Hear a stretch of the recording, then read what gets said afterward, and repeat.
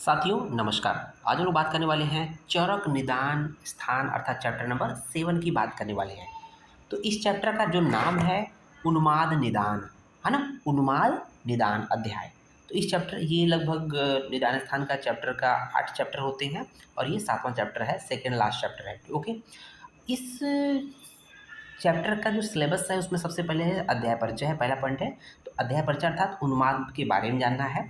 तो उन्माद देखेंगे, जो शब्द उन्माद है, टर्म उन्माद है, वो उद प्लस कौन सा उपसर्ग मिलकर बना है? उद उपसर्ग में मद धातु अर्थात मद धातु में उद उपसर्ग मिलाने से, जोड़ने से, साथ ही साथ कौन सा प्रत्यय ऐड हुआ है? घई प्रत्यय। तो यहाँ पर देखेंगे मद धातु में उद उपसर्ग प्लस घई प्रत्यय लगाने से उन्माद शब्द की निरुक्ति होती है, जिसका अर्थ होता है उन्मार्ग में आए हुए दोष मन में भ्रम पैदा करते हैं, है ना? यह एक मानसिक रोग है। हम लोग जानते हैं कि जब मानस विकार की बात करते हैं तो उन्माद उसमें सबसे पहले आता है चरक में, ठीक है ना? और दूसरी बात करते हैं उन्माद को पागलपन, आप जब इसको पढ़ती हैं तो उन्माद को पागलपन या इंसैनिटी कहा जाता है। क्या कहा जाता है? उन्माद को पागलपन या इंसैनिटी कहा जाता है। आचार्य चरक ने मुख्य रूप से दो मानस रोगों का वर्णन किया है। पहले नंबर पे उन्माद है, दूसरे नंबर पे अपस्मार आता है। तो ये देखा जाए तो सिद्ध अध्याय परिचय में हम लोग इंक्लूड करते हैं। ओके, उसको देखते हैं। सेकंड पॉइंट है जो सिलेबस का सिद्धांत विवरण। सिद्धांत विवरण में पहला पॉइंट क्या है? संख्या संप्राप्ति, या सीधे सीधे मोटे शब्दों में कह दें उन्माद के भेद की बात कर रहा है ना?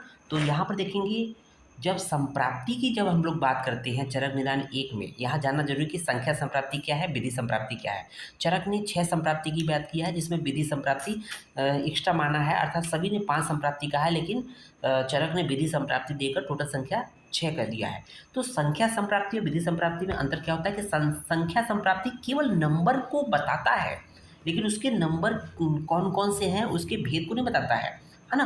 लेकिन जो विधि संप्राप्ति होती है वो नंबर के साथ साथ, जैसे कहते हैं कि मान लें पर्टिकुलर के 2 भेद होते हैं तो दोनों के नाम बताएगा, वो उसको विधि कहते हैं, ठीक है? बट हम इसमें बहुत ज़्यादा डिटेल नहीं जाएंगे, लेकिन हाँ, संख्या संप्राप्ति तो इसको हम लोगों ने डिटेल कर लिया। संख्या संप्राप्ति मतलब केवल नंबर कि उन्माद के टोटल 5 भेद होते हैं, तो ये हो गया संख्या संप्राप्ति। बट सिर्फ 5 भेद कहने से यहाँ क्लियर होगा नहीं, एक एक भेद की बात करेंगे, इसका मतलब ये विधि संप्राप्ति भी इसको कर देंगे। तो देखेंगे इह खलु पंच उन्मादा भवंती, अर्थात क्लियर कट कह रहा है कि उन्माद के 5 भेद होते हैं, चरक बोल रहे हैं, ठीक है ना? कौन कौन से? तद्यथा वात पित्त कफ सन्निपात आगंतु निमित्ता, अर्थात कि उन्माद के 5 प्रकार होते हैं। कौन कौन से? वातज उन्माद, पित्तज उन्माद, कफज उन्माद, सन्निपातज उन्माद और आगंतुज उन्माद होती है। तो ये टोटल संख्या संप्राप्ति की या उन्माद के भेद की बात कर लिए है। उसमें देखेंगे सिद्धांत विवरण में जो सेकेंड पॉइंट है सिलेबस का, वो है उन्माद अभिमुखकरण।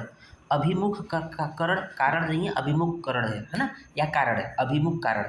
तो क्या है कि उन अभिमुख मतलब कि मुख के समीप, है ना? मतलब अभी मुख में नहीं आया, इसका मतलब उन्माद रोग नहीं हुआ है, लेकिन ऐसे कौन कौन से फैक्टर है, कारण है, जिनको अगर जो साथ में जुड़ जाए जिससे उन्माद हो जाएगा, तो इसको क्या बोलते हैं? प्री डिस्पोजिंग फैक्टर्स ऑफ उन्माद। क्लियर? प्री डिस्पोजिंग मतलब अभिमुख, मतलब कि जो जिसका सेवन करने से वो चीज़ हो जाए, तो इसलिए प्री डिस्पोजिंग फैक्टर्स ऑफ उन्माद की बात कर रहा है। रेफरेंस देख लेंगे, चरक निदान 7वें चैप्टर का श्लोक नंबर 4 है। ओके, तो श्लोक को ध्यान रखते हुए देखेंगे। इनमें क्लियर कट वहाँ पर बोला गया है कि इनमें दोषजन उन्माद, दोषजन उन्माद अभी हम लोगों ने संख्या संप्राप्ति या भेदों की बात करके आए हैं। तो वहाँ पर जो 5 भेद बोले हैं, वहाँ पर आगंतुज को छोड़कर वातज पित्तज कफज सन्निपातज, इसका इस वही 4 की बात कर रहा है। वातज पित्तज कफज सन्निपातज जो निम्नांकित प्रकार के पुरुषों में, मतलब कुछ ऐसे लक्षण दिए हैं, कुछ ऐसे प्रीडिस्पोजिंग फैक्टर दिए हैं कि इस तरह के लक्षणों से युक्त पुरुषों में शीघ्र ही उत्पन्न हो जाते हैं ये 4 प्रकार के उन्माद, अर्थात वात पित्तज कफज सन्निपात उन्माद, है ना? कौन कौन से ऐसे प्रीडिस्पोजिंग फैक्टर है या अभिमुख कारण है? तो देखेंगे भीरुड़। भीरुड़, भीरुड़ का मतलब क्या होता है कि डरपोक व्यक्ति है, उसे उन्माद होने की संभावना ज़्यादा रहती है। उपक्लिष्ट सत्वानाम अर्थात दुखी मन वाले व्यक्ति को उन्माद होने की संभावना ज़्यादा होती है। उसमें देखेंगे कि उत्सन्न दोषाणाम अर्थात बढ़े हुए दोष वाले, जिन व्यक्ति में ऑलरेडी दोष बढ़ा हुआ है तो भाई स्वाभाविक सी बात है कि जल्दी उन्माद हो जाएगा। उसके बाद नेक्स्ट पॉइंट है जो वेरी वेरी इंपॉर्टेंट है, जो कि आपके अक्सर एग्जाम में पूछाते हैं, समल विकृत उपहित अनुचित अन्य आहार जाति नाम, अर्थात समल मतलब मलिन, समल मतलब मलिन गंदे, विकृत और दूषित है ना, विकृत उपहितान अनुचित, विकृत दूषित और अनुचित अनेक प्रकार के आहारों को विपरीत विधि अर्थात विरुद्ध विधि से खाने वाले जो व्यक्ति होते हैं उनमें उन्माद जल्दी होता है। उसको देखेंगे, श्लोक तो नहीं, इसका पॉइंट हमने दिया, काम क्रोध लोभ हर्ष भय मोह आयास शोक चिंता आदि से बार बार विकृत मन वाले, है ना, जिनके साथ ये घटनाएं हो रही हैं, काम हो रहा है, बहुत ज़्यादा कामी है, क्रोधी है, लोभी है, मोही है, हर्ष है, भय है, मोह है, आयास है, शोक है, दुखी है, चिंता करता है, इस तरह की चीज़ें बार बार घटित हो रही हैं तो भी उसको उन्माद आता है, कहते हैं ना पगला गया है, पागलपन स्थिति हो गई है। नेक्स्ट बार देखेंगे अभिघात, मतलब कोई पीड़ा हुई है, कोई चोट मारा है, अभिघात से पीड़ित हुए मनुष्यों के मन में विकृति हो जाने से। तो देखते हैं कुछ ऐसी स्थिति होती है, बचपन में चोट लग जाता है जिसकी वजह से उसका मन, मतलब कहते हैं ना कि अब उसका मन नहीं लगता, जैसे थोड़ा सा पगलेट टाइप का रहता है, अर्थात कहते हैं ना थोड़ा सा आधे मन का है, मतलब थोड़ा पागल है, ऐसी स्थिति बोलते हैं ना, गाँव घर में देखने को मिलते हैं। नेक्स्ट बार देखेंगे बुद्धि के विचलित होने से उभरे हुए दोष, तो बुद्धि जब विचलित होगी तो क्या हुआ, उभरे हुए जो दोष है अर्थात छुपे हुए दोष है प्रकुपित होकर हृदय में जाकर, ध्यान दीजिएगा, जब दोष प्रकुपित होंगे तो कहाँ जाएंगे, हृदय में जाएंगे, और हृदय के बाद मनोवायु स्रोतों को आवृत्त करके, उनको अवरोध करके उन्माद रोग को उत्पन्न करते हैं। तो कहने का मतलब जब हम लोग श्लोक में पढ़ते हैं तो वहाँ पर देखेंगे उन्माद की संप्राप्ति दिया है, बट सिलेबस में क्या है, उन्माद अभिमुख कारण है ना, तो अर्थात उन्माद के जो प्रीडिस्पोजिंग फैक्टर हो तो उसके बाद देखना है, तो यहाँ पर ये देखने के बाद ये उन्माद उत्पन्न करते हैं। ओके, नेक्स्ट पॉइंट देखेंगे सिद्धांत विवरण में, जो तीसरा सिलेबस का पॉइंट है उन्माद निर्वाचन, है ना, कुछ ऐसा शब्द दिया हुआ है, ध्यान से दीजिएगा। तो ब्रैकेट में क्या दिया, अष्ट विभ्रम, अष्ट विभ्रम देने से थोड़ा सा क्लियर होता है कि हमें पढ़ना क्या है, ठीक है। तो यहाँ पर जब सिलेबस में देखेंगे तो ये अष्ट उन्माद निर्वाचन दिया है, ब्रैकेट में अष्ट विभ्रम दिया है।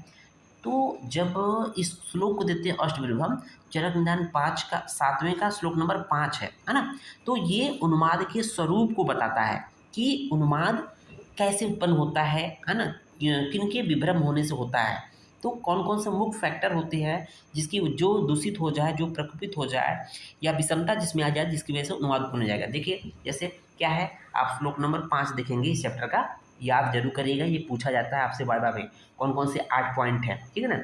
उन्मादम पुनर्, पहला पॉइंट देखेंगे मनो बुद्धि संज्ञा ज्ञान, ठीक है ना, स्मृति भक्ति शील चेष्टा आचार विभ्रम। तो ये 8 पॉइंट हैं, अर्थात पहले नंबर पे मन है, दूसरे नंबर पे बुद्धि है, तीसरे नंबर पे चेतना ज्ञान है, संज्ञा ज्ञान एक साथ है, चेतना ज्ञान जिसको कहते हैं, चौथे नंबर पे स्मरण शक्ति है, पाँचवें नंबर पर भक्ति अर्थात प्रेम है, छठवें नंबर पे शील है, सातवें नंबर पे शारीरिक चेष्टा है, आठवें नंबर पे आचार था कर्तव्य का पालन।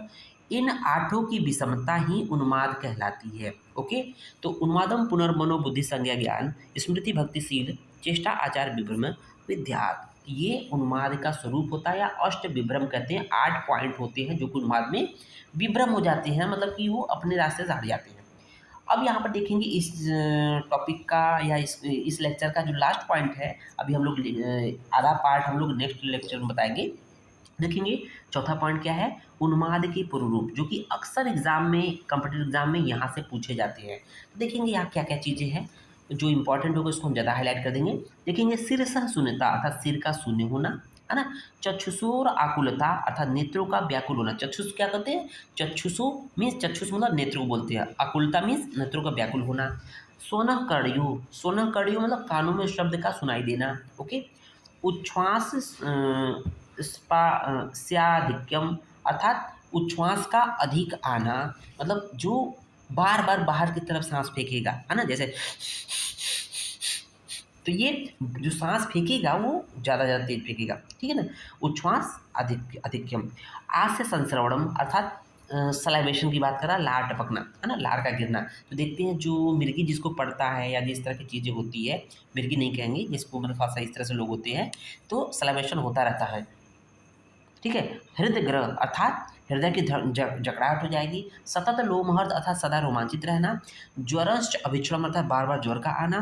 उन्मत्त चित्तत्वम अर्थात मन में भ्रांति होना, ये इंपॉर्टेंट है ना। उन्मत्त चित्तत्वम इंपॉर्टेंट है।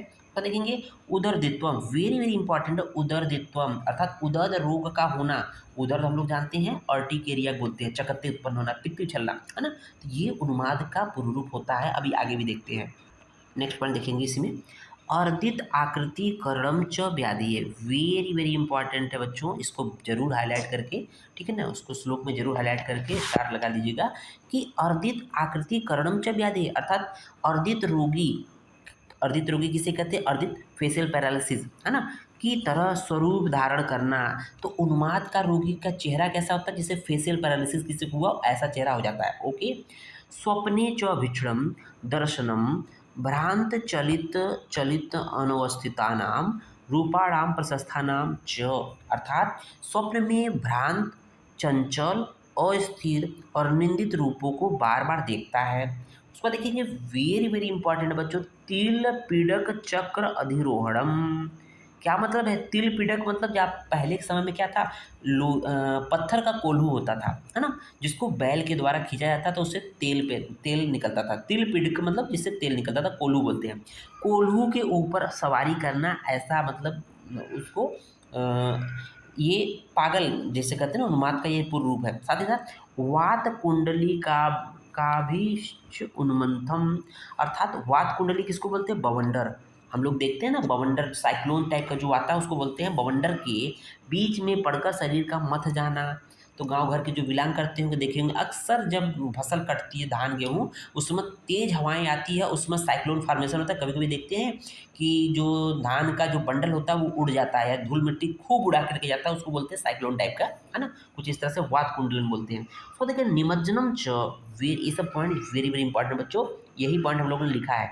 निमज्जनम च कलुषाणाम मतलब डूब जाता है किसमें, कलुष मतलब दूषित जल, कलुष मतलब दूषित जल में, अम्ब मतलब दूषित जल, सामावर्ती अर्थात गंदे जल के भंवर में, आवर्त मतलब भंवर होता है, ठीक है ना, जिसको बवंडर कहते हैं। गंदे जल के या कलुषित जल के भंवर में डूब जाना, ये आपका उन्माद के पूर्व रूप में आता है। ये जो पॉइंट है, ये जो सिलेबस, जो ये श्लोक है, श्लोक नंबर 6 है, इसको जरूर ध्यान दीजिएगा बच्चों, यहाँ से इंपॉर्टेंट चीज़ें बनती है। उम्मीद है ये लेक्चर समझ में आया होगा। नेक्स्ट लेक्चर हम लोग आगे इसके बारे में बात करेंगे। धन्यवाद।